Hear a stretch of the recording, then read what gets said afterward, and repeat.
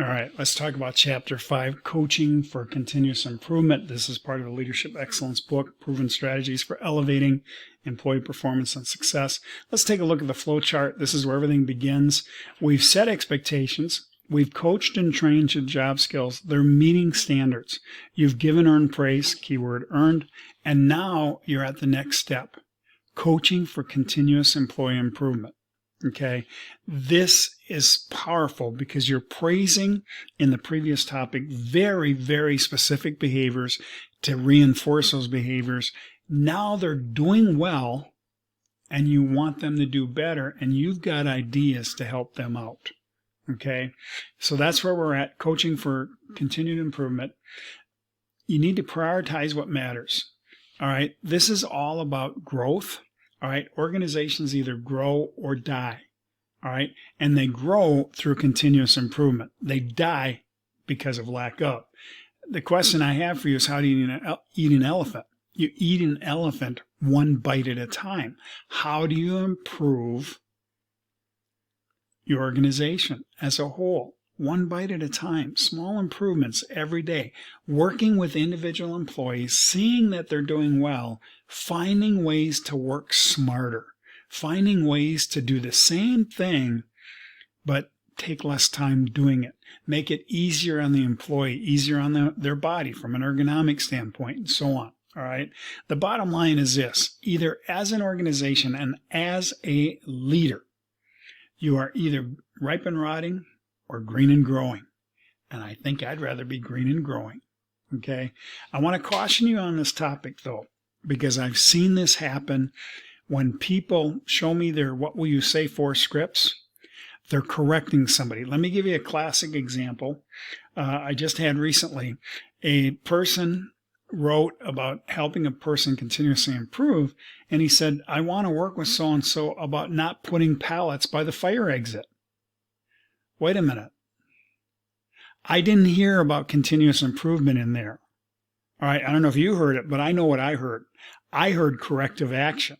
I heard coaching to correct, which is on the other side of the decision flow chart. We're not there right now. We are in the column that says they're doing a great job. We want to help them do better. We're not here to correct anything. Never, never, never use this tool to correct someone. This is to build on already good performance. You see somebody doing well, you find ways to help him do better. Don't even hint that this is about correcting somebody that they're doing or not doing. This is not the place or the time. Look for something good that they're doing. Have tools to help them do better. Okay, let's go through the steps. The first step, explain the continuous opportunity and why you are coaching them. And if you're hearing the words, "my constructive purpose is," put those words in. All right, it's not explicitly listed here. All right, but I'm hearing that. Why are you coaching me? Well, my constructive purpose is. All right, so consider that when you do this topic.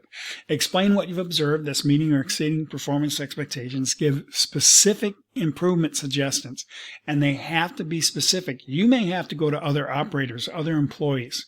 You may have to go to other folks to help you find things that will help this person improve, because you're not the necessarily content expert at this person's job. Okay, but give very specific suggestions. Hey, you could work on this. What does that mean? All right, be specific about actions that they can take, and then explain the positive impact of your suggestions. Ask for their viewpoint about the ideas you've presented. What's your perspective on what I've presented? You always want to give them an out and an opportunity to respond. Mutually develop a continuous improvement plan. This is based on their ideas and your ideas for how to improve. And it can be very simple. Well, what I'm going to do is, instead of doing this first, I'm going to do this first and then work on this. Cool. Let's keep it simple. All right. There's your plan. Now, I'm not suggesting it's always going to be that simple, but it can be. Summarize a plan instead of follow-up date. All right, so you just simply say, okay, see, what you're going to do then is this and this. That's great. I think that should really help your efficiency. What do you say we get together in a couple days? All right, you heard me say this before in previous chapters. Sooner rather than later.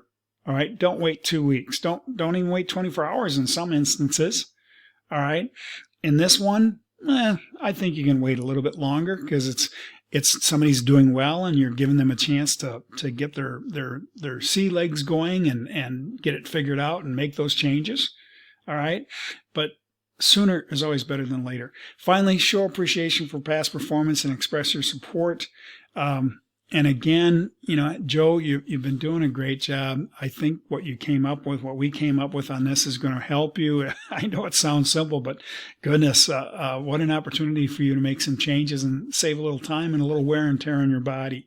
All right. And Joe, anything I can do to support you, let me know. Okay. That's it. Those are the 6 steps. Not that hard. The problem is people use this to correct, and it's not to correct. This is continuous improvement. They're doing well. All right. Bottom line is this. It's your objective every day. Continuous improvement. If you're a professional, you probably do this every morning. You wake up and you say to yourself, what's something I can improve on today? And if you don't do that, I suggest you try it. What's one thing I can fix today, and however small it might be? You should be constantly looking at what your people are doing and finding ways to help them be more effective. And let me give you a clue. Go to them.